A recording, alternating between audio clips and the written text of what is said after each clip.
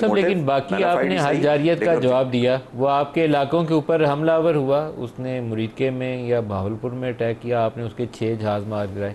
फिर आपका 9 की रात को, ये भी आज प्राइम मिनिस्टर ने बताया कि 9 मई की रात को आर्मी चीफ और हुकूमत पाकिस्तान, एक तरफ फ़ौज की टीम, अस्करी टीम, और एक तरफ पाकिस्तानी टीम, ये फैसला हो गया कि जो पाकिस्तानी इलाकों पर हमला हुआ है उसका जवाब दिया जाएगा।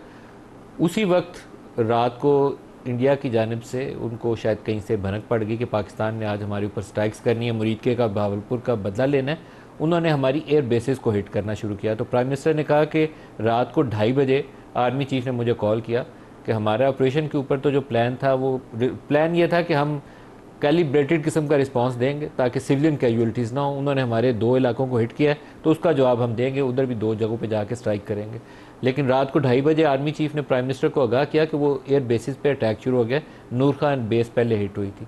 तो प्राइम मिनिस्टर ने उसी वक्त आर्मी चीफ को ऑथोराइज़ किया कि ठीक है, आप जाइए, आप भी जाके जवाब दीजिए। तो फिर वो 10 मई की सुबह वाला पाकिस्तान का जवाब अल-फतह वाला पूरी दुनिया के सामने है, जिसको पूरी दुनिया ने देख भी लिया कि कितना तगड़ा जवाब था। लेकिन सर, ये जवाब तो आप दे सकते हैं, एक मिज़ाइल मारा, हम 10 मिज़ाइल मारेंगे, उसने एक बेस हिट किया, आप 10 बेस हिट करेंगे।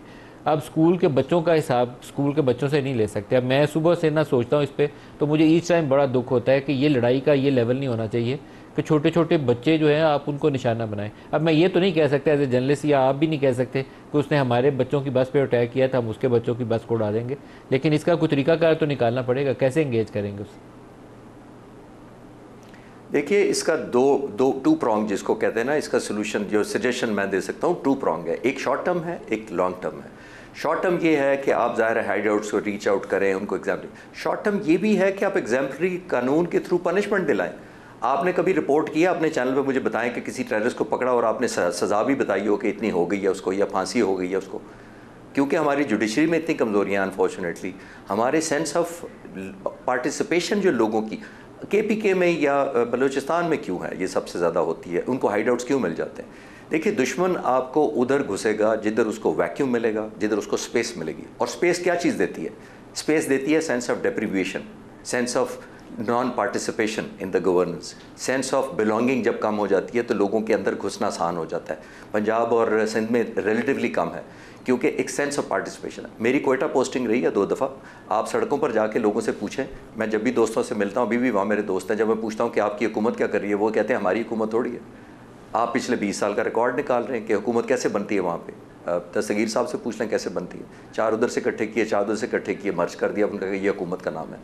या वही ग्रुप एक दफ़ा हुकूमत में होता है, अगली दफ़ा दूसरा ग्रुप आ जाता है, तो बारी है, प्रैक्टिकली बारी है। तो sense of belonging common man को कब पहुँचती है? वहाँ पे हैव और हैव नॉट बहुत ज़्यादा है। आप एग्री करेंगे, आप जाकर देख लें, मैं बाहर रहा हूँ, वहाँ पे बहुत ज़्यादा डिस्क्रिमिनेशन है नहीं, आपकी बिटवीन द दोनों प्रिविलेज्ड बातें एंड ठीक द हैं अंडर प्रिविलेज्ड। सर, ये दोनों बातें ठीक हैं। लेकिन आप जिस इदारे से बिलोंग करते हैं, इसमें उसको पॉलिटिशियंस के साथ बैठ के इसके लिए कोई वाक़तन डिसीजन मेकिंग करनी चाहिए कि इसको आगे कैसे बढ़ाना है। आपके इदारे से मुराद ये है कि इस्टेब्लिशमेंट को और पॉलिटिशियंस को, पार्लिमान को बैठ के तय करना पड़ेगा कि वहाँ इलेक्शन कैसे बेहतर तरीके से करवाए जा सकते हैं और कैसे बेहतर तरीके से हुकूमत बनाई जा सकती है। अरशद मलिक साहब, air marshal retired Arshad Malik साहब, एयर स्टाफ, वो हमें ज्वाइन कर रहे हैं। अरशद साहब, जो माजी के कुछ वाक़यात हैं, अभी जिक्र हुआ कि ईरान के अंदर भी हमने स्ट्राइक की, वहाँ BLA की हाइड आउट्स थी। हमने अफ़गानिस्तान के अंदर भी ये काम किया जहाँ TTP की हाइड आउट्स थी, वहाँ पे भी ये लोग जाके छुपते थे। अब ये सरहद पार से जो दहशत गर्दी है, इसका एक हल आपको ढूंढना है। आज एक चाइना के अंदर बड़ी डेवलपमेंट हुई है, जहाँ पर ये जो CPEC वाला प्रोजेक्ट है, इसको पाकिस्तान के रास्ते, चाइना से पाकिस्तान के रास्ते काबुल तक ले जाने की बात की गई। अच्छी बात है, एक हमसाया मुल्क से हमारी तलखी चल रही है, शायद मामला बेहतरी की तरफ चले जाएं।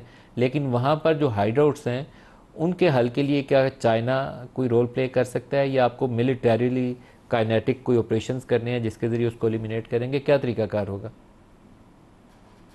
Thank you very much, Salim bhai, for having me on your program. मेरे ख्याल में इसको करने से पहले आज के जो वाक़े की जितनी आप मजम्मत कर सकते हैं, इस बुज़दिलाना शफ़ाफ वाक़े की, वो कम है। लेकिन मेरी भाई, एक पैटर्न है जो हम देख रहे हैं, वो पैटर्न आज से नहीं, कई अरसे से चल रहा है।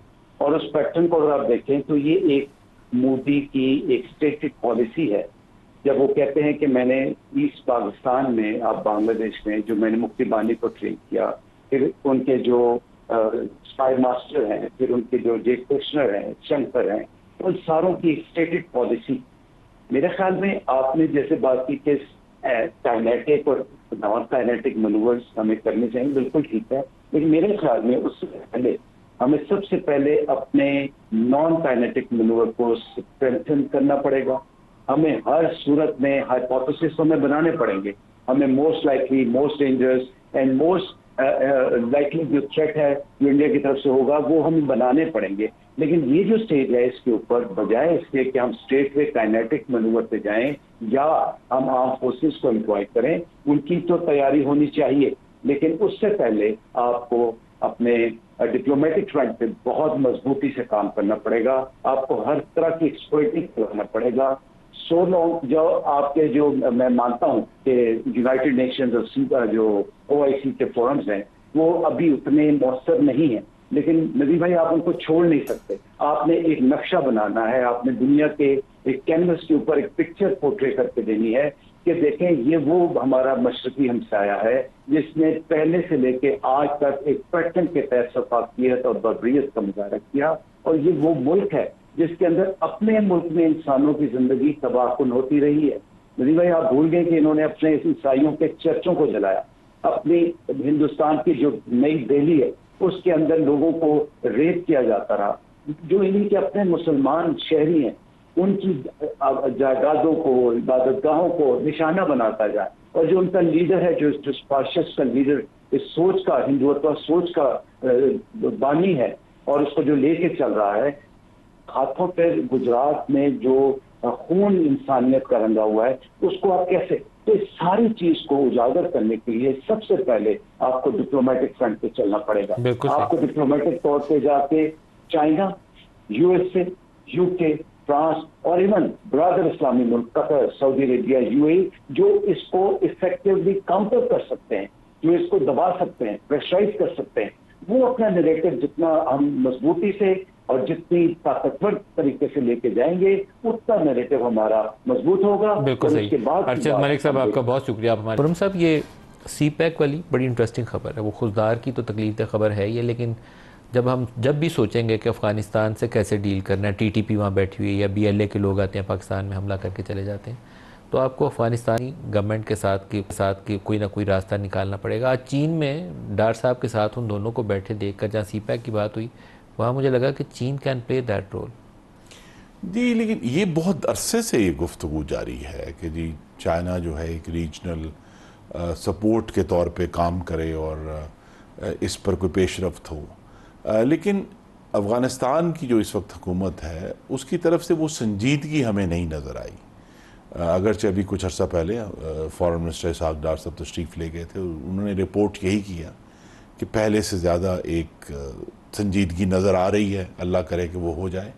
लेकिन जब तक पाकिस्तान का ये बुनियादी मसला हल नहीं होता, अब वो अंग्रेज़ी में कहते हैं कैरेट एंड स्टिक अप्रोच है ना, कि ये क्या वो डंडे के आगे गाजर, तो गाजर से करना है कि डंडे से करना है।